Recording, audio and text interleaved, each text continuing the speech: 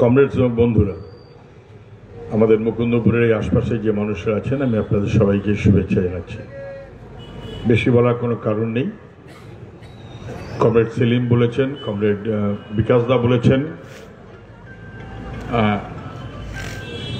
পরে ফোন করবি। কমরেড সেলিম বলেছেন, কমরেড বিকাশদা বলেছেন,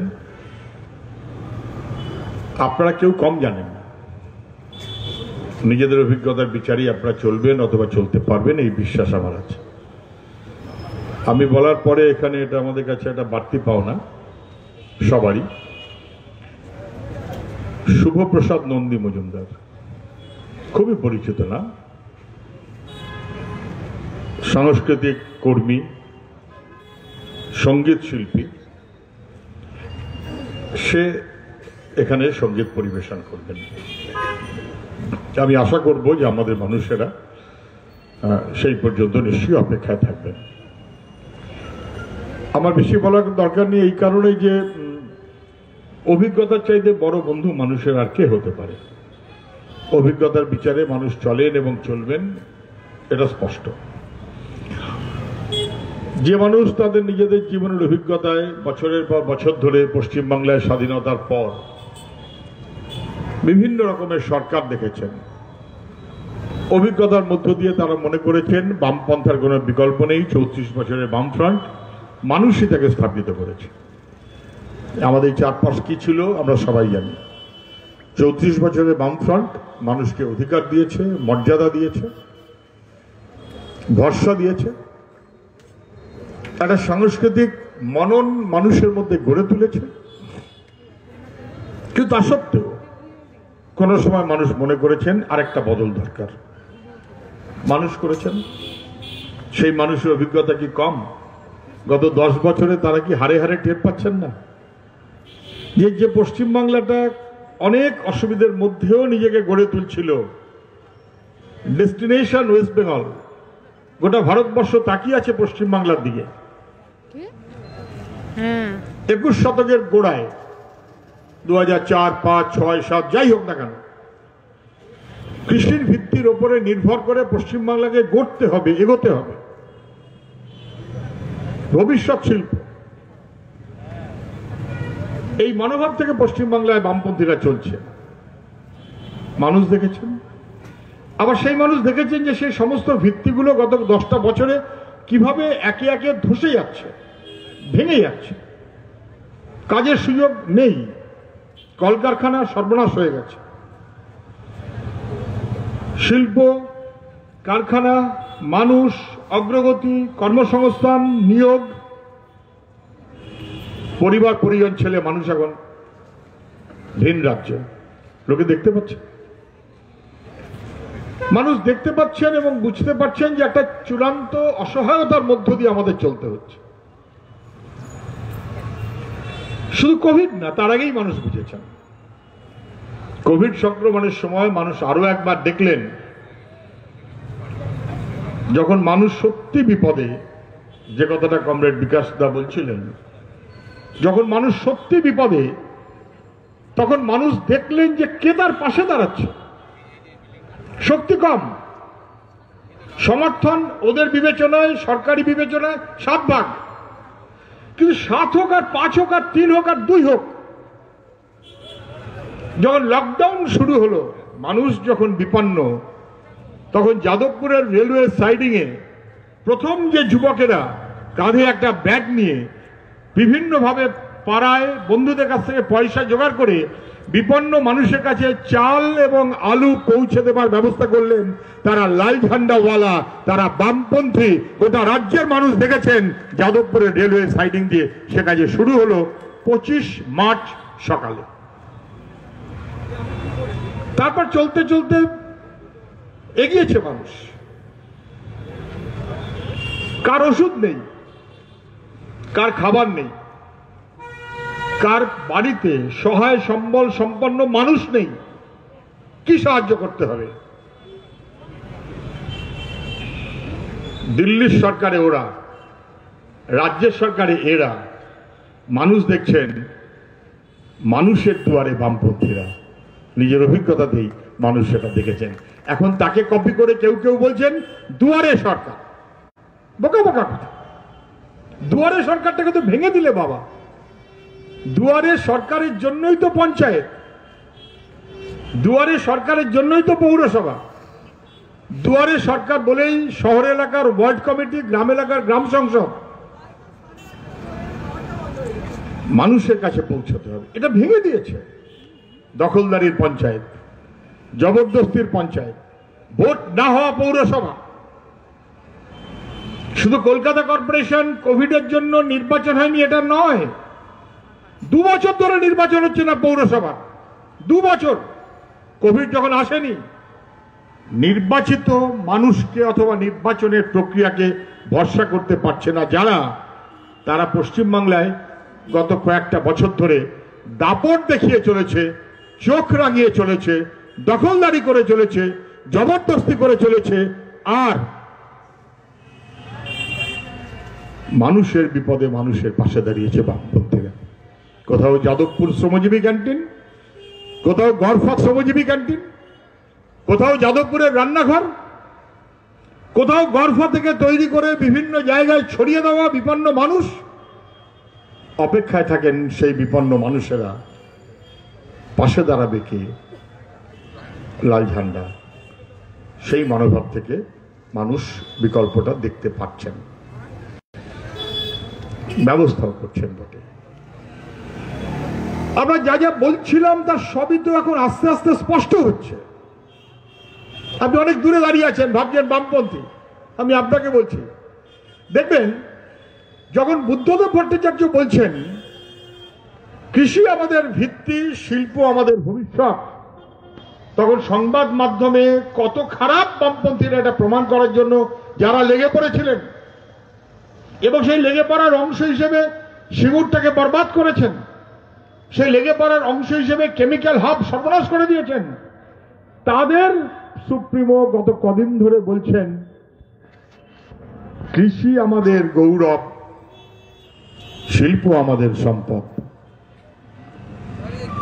কেন বলতে হচ্ছে? আমরা যা বলছিলাম সেটা ঠিক, কিন্তু সেই ঠিকটাকে উল্টে দাও, মিডিয়া সহ সবার সাহায্য নাও। আর এখন তো মিডিয়া মানে মিডিয়া না, মিডিয়া মানে তো পেড নিউজ। মোদিজি টাকা ঢালবে, অতএব কোটি কোটি টাকা মোদিজির হয়ে প্রচার করতে হবে।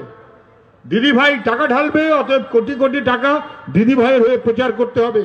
ফলে পশ্চিমবাংলায় আপনি খবরের কাগজ অথবা টেলিভিশন তন্ন তন্ন করে খুঁজলেও ভারতবর্ষে একটা ভয়ঙ্কর স্বাধীনতার পরে প্রথম কৃষকেরা রাস্তায় বিক্ষোভে 1 মাসের বেশি সময় থেকেই কার্যত দিল্লি প্রায় অবরুদ্ধ, এ খবর আপনি প্রায় পাবেন না। বরং তার তুলনায় লাইভ যিনি বিজেপির ঝান্ডা ধরেছেন তার, অথবা যিনি তৃণমূলের ঝান্ডা ধরেছেন তার, যিনি তৃণমূলের ঝান্ডা ধরে ঝান্ডা ছেড়ে বিজেপির ঝান্ডা ধরেছেন তার, অথবা যিনি বিজেপির ঝান্ডা ধরছিলেন কিন্তু সাম্প্রতিক কারণে পারিবারিক বিরোধ হোক যাই হোক একটু আবার তৃণমূলের ঝান্ডা ধরেছেন। লাইভ টেলিভিশন চ্যানেল তার জন্য, মানুষের জন্য না, মানুষের লড়াইকে অথবা মানুষের প্রশ্নকে, অগ্রগতিকে সামনে রেখে চলতে ওরা ভরসা পায় না। আমি কথা বানাতে চাইছি না। যা যা আপনি ভেবেছিলেন, যা যা আপনার মনের মধ্যে প্রশ্ন, যা যা আমরা বলছিলাম, কি দাঁড়াচ্ছে আজকে? এটা তো সত্য যে গত 10টা বছরে পশ্চিমবাংলার যুব সমাজ ভয়ঙ্কর বিপদের মধ্যে। ভয়ঙ্কর। গতকাল, গত পরশু কলেজ সার্ভিস কমিশন একটা অ্যাডভার্টাইজমেন্ট করেছে। কলেজ সার্ভিস কমিশনের পরীক্ষায় পাশ করে প্যানেলড হয়ে রয়েছেন, ইমপ্যানেলড সেই মাস্টারমশাইরা বলছেন আমরা কি অপরাধ করলাম? ভ্যাকান্সি ডিক্লেয়ার করা হয়নি, আমাদের অ্যাপয়েন্টমেন্ট দেওয়া হয়নি, আমরা স্লেট নেট পাশ করে বসে আছি। হঠাৎ ভোট বলে কি নতুন করে একটা অ্যাপ্লিকেশন? আমরা আপত্তি করছি না, কেনই বা করতে হবে? যে দরখাস্ত গ্রহণ করা উচিত ছিল আজ থেকে আরো 3 বছর আগে, যে দরখাস্তের ভিত্তিতে প্রতি বছর নিয়োগ হবার কথা ছিল, সেই নিয়োগগুলো পশ্চিমবাংলায় বন্ধ হয়ে রয়েছে। আর যেন দেরি না হয়, কিন্তু ভোটের মুখে মনে পড়লো কেন? একের পর এক আমায় কালকে ফোন করছে একাধিক, গত দু তিন দিন ধরে ফোন করে যাচ্ছে, বলছে যে বিকাশবাবুকে একটু বলুন না যদি একটা কন্ডেম করানো যায়, কি কন্টেম্পট অফ কোর্ট যদি করানো যায় তাহলে আমাদের চাকরি হতে পারে। আমি বললাম মানে, কোর্ট অর্ডার দিয়েছে, সরকার সেই অর্ডার কার্যকরী করেনি, সরকার সেই অর্ডার কার্যকরী না করে অন্যায় করেছে, এই কেস করালে তবে সরকারের টনক নড়বে, তবে যুবকের কর্মসংস্থান হবে। এ কি রকমের কথা? নীতি নেই, নিয়ম নেই।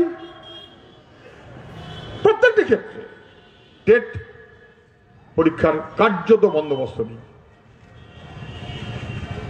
আপনি বলবেন 2014 সালে যারা পাশ করেছিল তাদের নাকি আবার অ্যাপয়েন্টমেন্ট দেবে বলছে 16,000, পরে মিলিয়ে নেবে। 2014 সালের পরিপ্রেক্ষিতে নাকি 16,000 অ্যাপয়েন্টমেন্ট দেওয়া হবে, অথচ ইতিমধ্যে 2017 সালে আরেকটা অ্যাডভার্টাইজমেন্ট হয়ে গেছে। স্বচ্ছতা কোথায়? কাকে নেবেন, কিভাবে নেবেন, কজনকে নেবেন, তার চেয়ে অনেক বড় কথা স্বচ্ছতা কোথায়? বন্দোবস্ত কিছু? লেখাপড়া জানা ছেলে মেয়েরা হতাশায় ভুগছে, অসহায়তায় ভুগছে। টেট প্রত্যেক বছরের পরীক্ষা এবং নিয়োগ হচ্ছে না। স্কুল সার্ভিস কমিশন প্রত্যেক বছরের পরীক্ষা এবং নিয়োগ হচ্ছে না। পাবলিক সার্ভিস কমিশনের ক্লার্কশিপের পরীক্ষা গত 10 বছরে পশ্চিমবাংলায় হয়নি।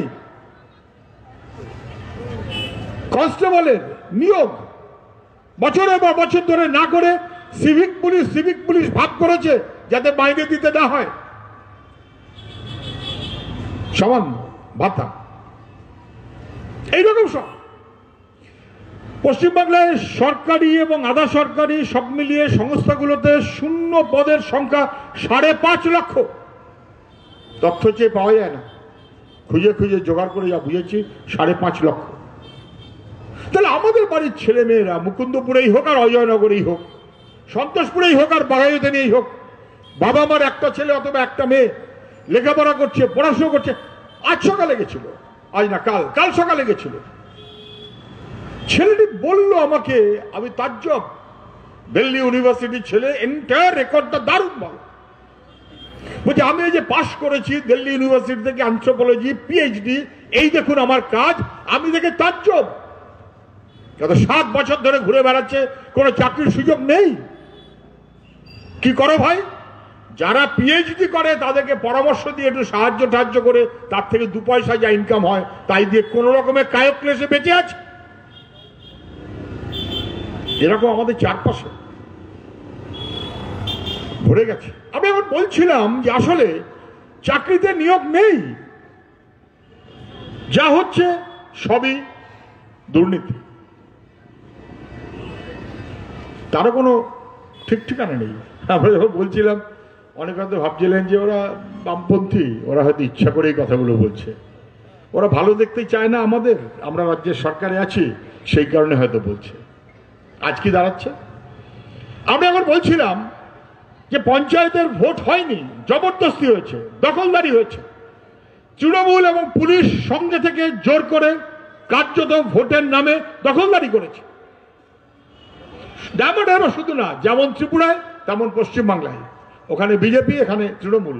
আমরা বলছিলাম, অনেকে ভাবছিলেন যে ঠিক কথা বলছে, আবার কেউ কেউ হয়তো ভাবছিলেন বলছে কি ওরা তো বামপন্থী, হয়তো ওরা ইচ্ছা করে বলছে। আমি বলছি প্রত্যেকটি কথা। আমি এখন বলছিলাম যে কার্যত তৃণমূল পশ্চিমবাংলাটা এমন ভাবে চলছে যেন করে খাওয়া পার্টি, লুট, তোলাবাজি। আমি এখন বলছিলাম যে সারদা, নারদা অথবা ইত্যাদি ইত্যাদি ঘুষ ভর্তি। অনেকে বিশ্বাস করছিলেন না। আমি আজকে আপনাদের বলবো, নিজেরা, রাজনৈতিক দলের প্রশ্ন এটা নয়, মানুষ। সবকিছুর পর শেষ বিবেচনায় আমরা প্রত্যেকে মানুষ, ইন্ডিভিজুয়াল। এই সামগ্রিক সামাজিক মনোভাবের বাইরে আমি বড় হতে পারি না, কিন্তু আমার একটা নিজের বোঝ আছে, বোঝাপড়া আছে, ধারণা আছে। আপনি ইন্ডিভিজুয়াল কি দেখছেন? দলে পড়ে হয়তো আপনি সব কথা বলছেন না, কিন্তু বাড়িতে গিয়ে ছেলে মেয়ের সঙ্গে যখন খাবার টেবিলে বসছেন, তখন ছেলে মেয়ে যখন প্রশ্ন করছে, তখন তো আপনার মনের মধ্যেও একটা হতাশা কাজ করছে। সত্যি তো, কি করবে ছেলে মেয়েটা আমাদের? সত্যি তো, লুট লুট আর লুট চলছে। গুটি কতক মানুষ সব লুট করে নিয়ে চলে যাচ্ছে। সত্যিই তো কি হচ্ছে সব। আমাকে সাংবাদিকরা জিজ্ঞাসা করলেন গতকাল না গত পরশুদিন, কবে একটা নামও জানতাম না, বললো একটা সিবিআই রেড করেছে একটা না দুটো না তিনটে বাড়িতে বিনয় মিশ্র বলে একজনের, তিনি তৃণমূলের বড় নেতা। সে কি বিনয় মিশ্র বলে একজনের নাম মাঝে মধ্যে দেখতাম যিনি ব্যবসায়ী, আর বিনয় মিশ্র বলে একজন মাঝে মধ্যে দেখতাম যিনি তোলাবাজিতে অভিযুক্ত। তিনি তো তোলাবাজ, তিনি তো ব্যবসায়ী। বলো না না তিনি তৃণমূলের বড় নেতা, ভাইপোর রাইট হ্যান্ড। আচ্ছা তৃণমূলের বড় নেতা যে কেউ হতে পারেন, কিন্তু তোলাবাজিতে অভিযুক্ত বড় ব্যবসায়ী ছিলেন, পারলেই তলায় কোনো একটা জায়গায় লোহা লক্করের ব্যবসা করতে করতে যদি শয়ে শয়ে কোটি কোটি টাকার ব্যবসা হয়ে যায়, আর তিনি যদি তৃণমূলের নেতা হন, তাহলে তৃণমূলের কর্মী সমর্থকরা মনে মনে ক্ষুণ্ণ হবে না? তার বাড়িতে যদি রেইড করে সেটা কি রাজনীতি হয়ে গেল? ঠিক সময়টা কেন এখন? ওটা তো দিল্লি রাজনীতি করছেই। কিন্তু যদি এমনটা হতো যে অপরাধীকে সত্যি সত্যি ধরতে হবে, আমরা তো কেউ আপত্তি করতে পারি না। আমি এখন বলছিলাম, অনেকে হয়তো সম্মত হচ্ছিলেন না, আমি শুধু এইভাবে বলবো, ধরুন শুভেন্দু অধিকারী তৃণমূল, খুব নাম ধরে বলার ইচ্ছে আমার ছিল না, কিন্তু শুভেন্দু অধিকারী এখন ডায়াসে উঠেই বলছেন পুলিশকে সঙ্গে রেখে আমরা জবরদস্তি সব দখল করেছি, ভোট করতে দিনি, লুট করেছি, আমি তার সবচাইতে বড় প্রমাণ।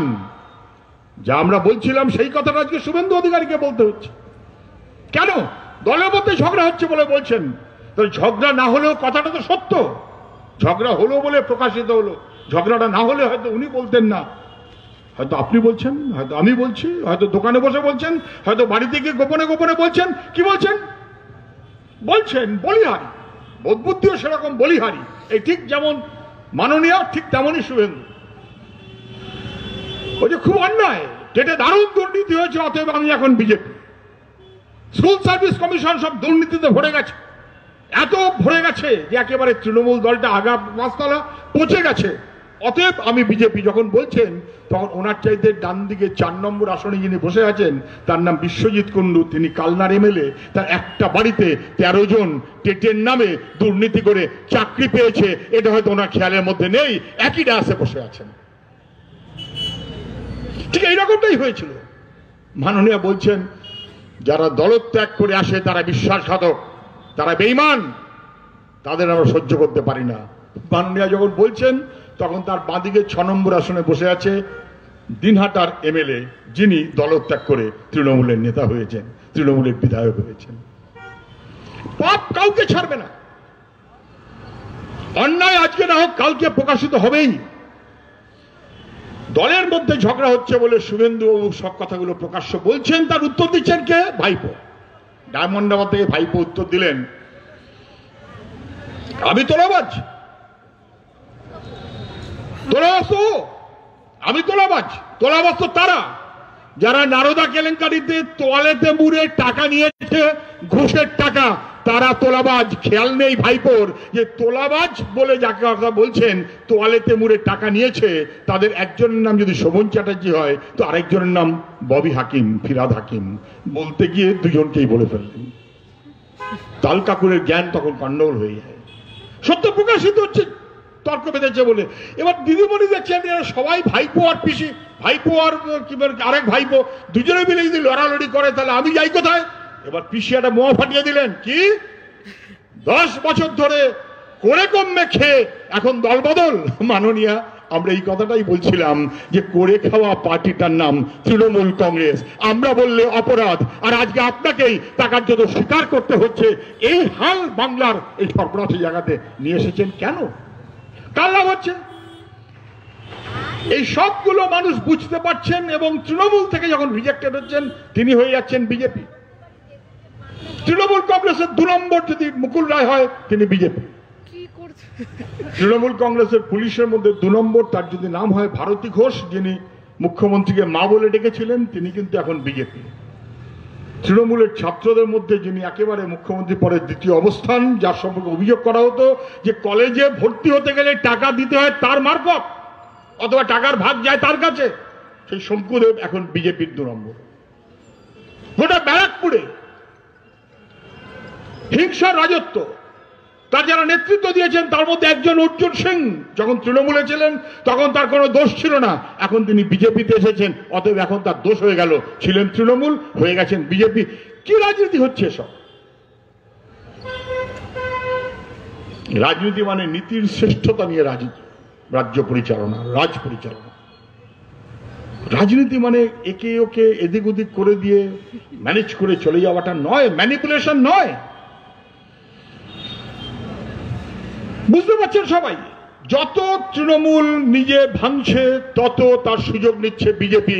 ভাবখানা এরকম যে তৃণমূল না থাকলে বিজেপি আমরা আছি। আরে বাবা রে বাবা, মুখগুলো তো এক, ফুল বদলে লাভ কি?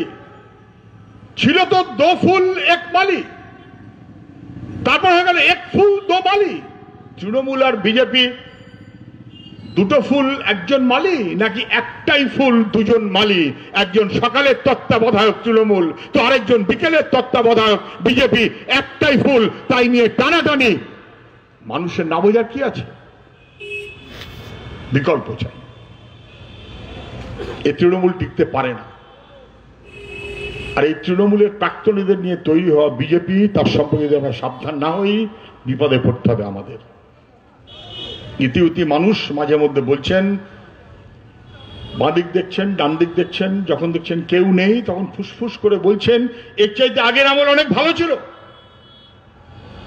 ঠিক, যদি আমাদের কোথাও কোনো ত্রুটি থেকে থাকে, আমরা 1 বার না 5 বার 10 বার 20 বার ইন্ট্রোস্পেকশন আমরা নিজেরা নিজেদের মধ্যে পর্যালোচনা করি। কোন রাজনৈতিক দল আছে? আমরা নিজেরা নিজেদের মধ্যে পর্যালোচনা করি, ত্রুটি সংশোধনের বন্দোবস্ত করি। না এটা ঠিক না, এটা ঠিক, এটা ভুল, ওটা করা যাবে না। 5 বার 7 বার 10 বার আমরা তা করতে পারি, করার মধ্যে হিম্মত আমাদের আছে। উদাহরণের পর উদাহরণ দেওয়া যায়। কিন্তু পশ্চিমবাংলার রাজনীতিতে ক্রমশ কলুষতা, অগণতন্ত্র, স্বৈরাচারী মনোভাব, সাম্প্রদায়িকতার প্রশ্রয়, দুর্নীতি, নীতিহীনতা যেভাবে বাড়ছে গত 8-10 বছরে, এ আমাদের পশ্চিমবাংলায় কখনো কিন্তু মানুষ দেখেননি। তৃণমূলকে আপনার পছন্দ না? বিজেপিকে আপনার পছন্দ না? তৃণমূল ভুল। একই নীতি, একই মুখ, একই স্লোগান, একই ভাবভঙ্গি, একই ভাষা, ফারাক কি?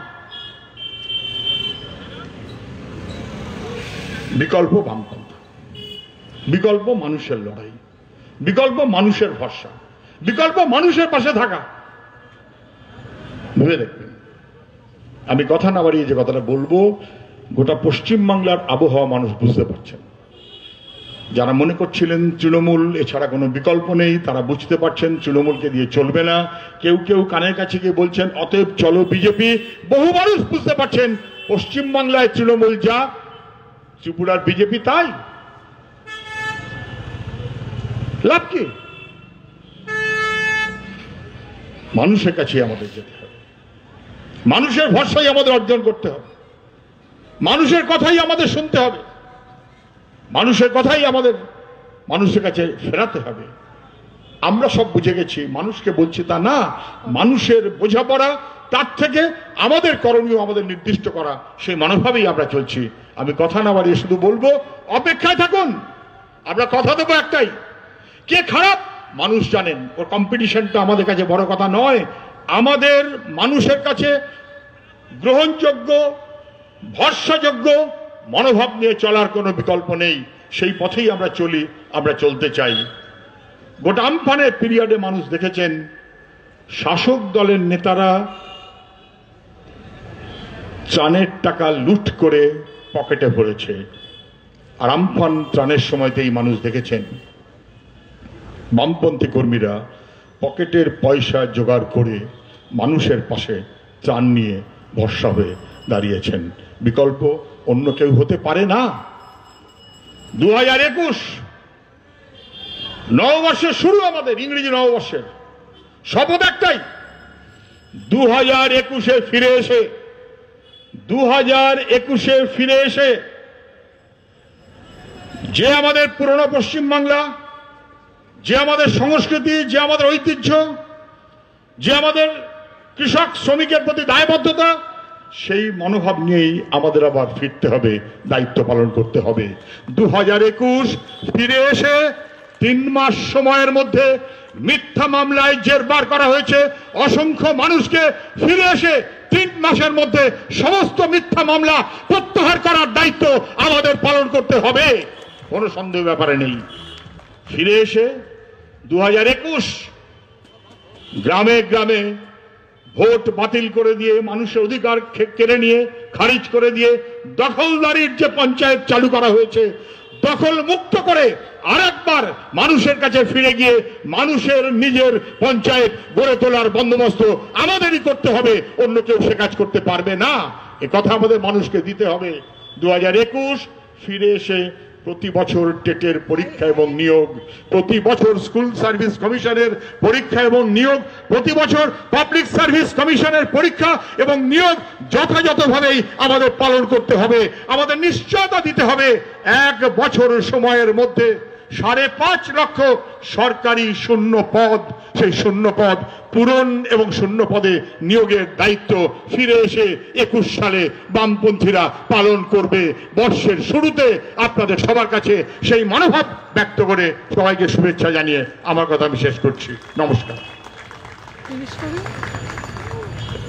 অত্যন্ত মূল্যবান বক্তব্য রাখলেন যাদবপুরের বিধায়ক ডক্টর